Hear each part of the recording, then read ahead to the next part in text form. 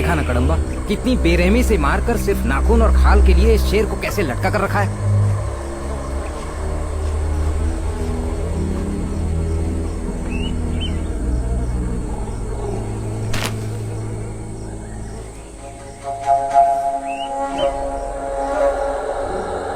इसे अभी थोड़ी देर पहले ही मारा गया है। हमारे दादा परदादाओं ने जो जानवर देखे उनमें से आधे हमारे पिताओं ने नहीं देखे। हमारे पिताओं ने जो जानवर देखे वो हमने नहीं देखे। आज जो जानवर हम देख रहे हैं, कल को हमारी आने वाली पीढ़ी शायद ही उन्हें देख पाएगी। सिर्फ लालच है। व्यापार के लिए पेड़ काटकर लकड़ी ले जाते हैं, हाथी को मारकर उसके दांत ले जाते हैं। हर कोई शहर से आकर जंगल से पैसा बना रहा है। सारा जंगल बेच खाएंगे तो भी इन्हें कम पड़ेगा। जिसने ये किया है वो बस हाथ लग जाए, उसकी भी यही हालत करूंगा।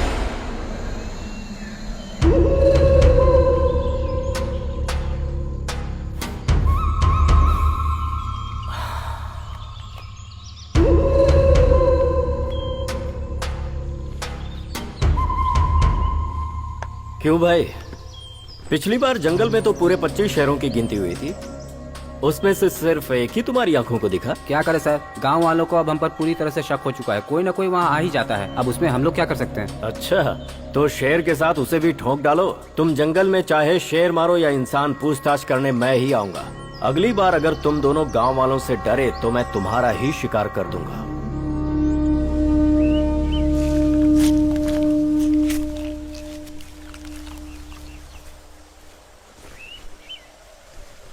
ऐसे निचोड़ते निचोड़ते तो रात हो जाएगी भाई।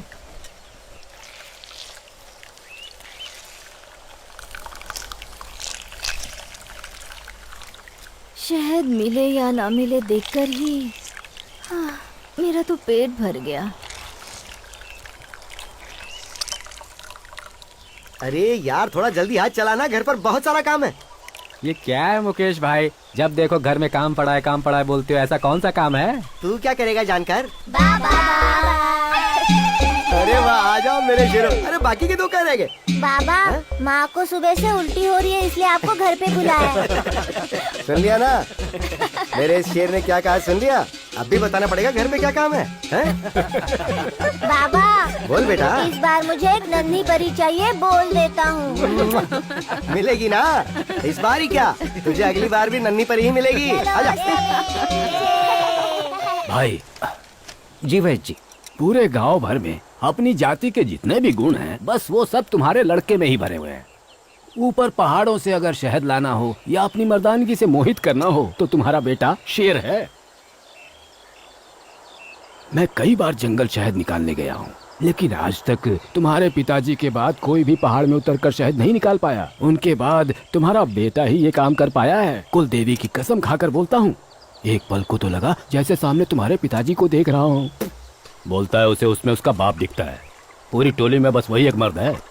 क्यों, हमने कभी शहद नहीं निकाला क्या? फिर से निकाल के दिखा दूं सबको। कौन सा तीर मार लिया उसने? मुट्ठी भर शहद निकाल लिया तो इतनी बड़ाई कर रहे हैं। अगर थोड़ा ज्यादा ले आता तो शहद के साथ उसे भी चाट गए होते। क्यों भाई, अपने घर में परेशानियाँ कम है क्या? उसकी बातें करो ना, फालतू की बात मत करो। सबसे बड़ी परेशानी तो तुम ही हो। घर की बेटी जवान हुए 4 साल हो गए हैं। शादी करा देते तो अब तक उसके 10 बच्चे होते। तुम दोनों को उसकी कोई फिक्र है कि नहीं? लड़की के कोई गुण नहीं है उसमें, दिन रात बच्चों के साथ जंगल में भागती रहती है।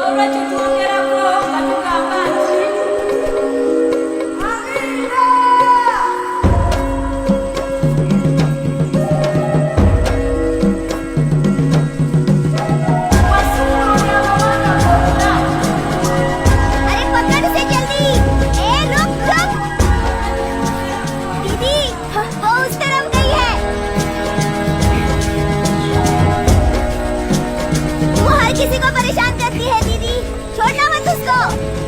मोटी इतना बड़ा शरीर लेकर भागती कैसे है?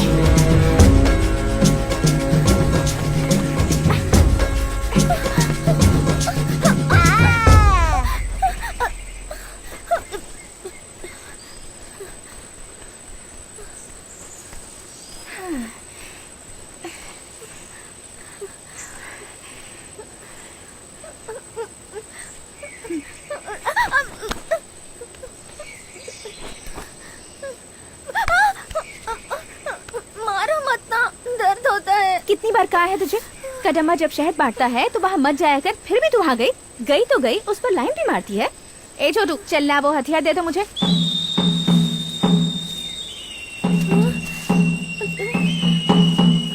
आगे से कभी कदम्बा के आसपास भी दिखी ना, इसी से मार डालूंगी तुझे। चल भाग। देखना, तेरे भैया को जरूर बताऊंगी।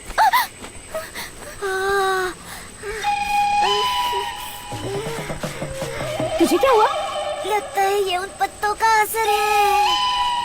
छी।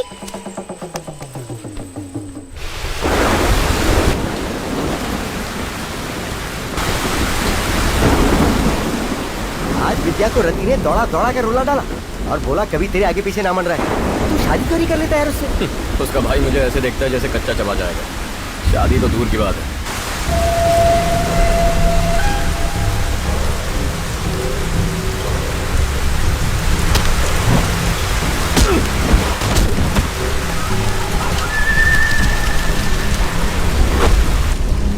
क्या मुकेश भाई, घबरा गए क्या? सूखा नारियल है, बम नहीं फेंका जो इतना घबरा गए हो। जरा संभल कर रहना। आज लगता है आज ये लड़ने की सोच कर ही है। किसको बोल रहा है तू? किसको बोलूं? जिसको बोलना उसको बोलना। मुझे डर लगता है क्या? तो एक बार बोल दो। एक बाप का बेटा है तो आकर खेल।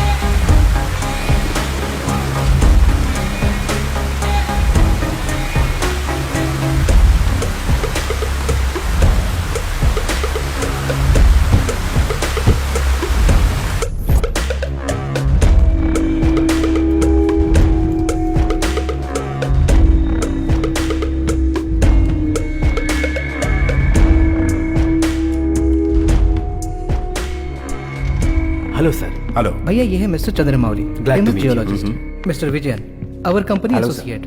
Hello, very nice, let's carry on. Thank you sir.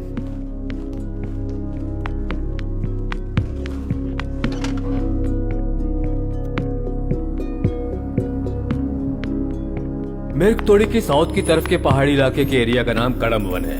इस एरिया में 1 साल तक रिसर्च करने पर हमारी टीम को ये पता चला है कि ईस्ट के पुलिवराय पहाड़ी से वेस्ट के कड़ुक पहाड़ी तक, नॉर्थ के नेट्टी कुरुचन पहाड़ी से लेकर साउथ के आने कोंडू तक, इवन सराउंडिंग एरियाज में हमारे सीमेंट के लिए जरूरी लाइमस्टोन मिलेगा। यहाँ जो लाइमस्टोन अवेलेबल है वो बेस्ट क्वालिटी का है। यहाँ